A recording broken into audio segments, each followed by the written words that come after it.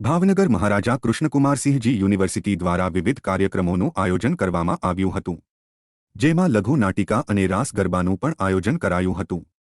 જ્યારે કાવ્ય પઠન માટે તુષાર શુક્લ દ્વારા વક્તવ્ય આપવામાં આવ્યું હતું. આ સમયે ગિરીશભાઈ વાઘાણીએ પ્રસંગો ઉચિત સંબોધન કર્યું હતું. ભાવનગર યુનિવર્સિટીમાં આ સાથે પટણી પરિવાર સાથે વાર્તાલાપ કરવા માટે કુમાર પટ્ટણી, પ્રીતિબેન અને રશ્મિબેન વૈદ્ય ઉપસ્થિત રહ્યા હતા. તેમજ ગાયક અને મ્યુઝિક થેરાપિસ્ટ ભાવના અંધારિયા મહેતાના દ્વારા સમાપન સમારોહ યોજવામાં આવ્યો હતો.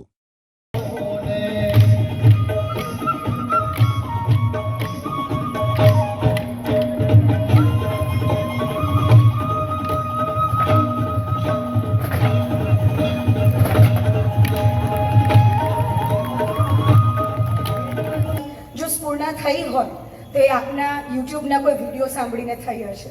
સો it's a truly fangirl moment. Thank you very much for gracing the event. ખૂબ આભાર કે આપે મને આજે અહીંયા ઇન્વાઇટ કરી. હું જ્યારે લગ્ન કરીને ભાવનગર આવી ત્યારે પત્ની સેટ વિશે મારા ઇનલો ફેમિલીમાંથી ખૂબ બધું સાંભળ્યું, પણ અનફોર્ચ્યુનેટલી કોઈ દિવસ કોઈને મળી નહોતી except Avni, who was my daughter's friend.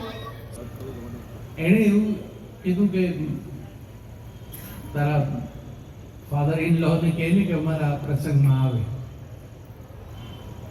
મેં એની પાસેથી ફોન પર સાંભળ્યું કે આ શું કર્યું છે એક્ઝેક્ટલી કામ.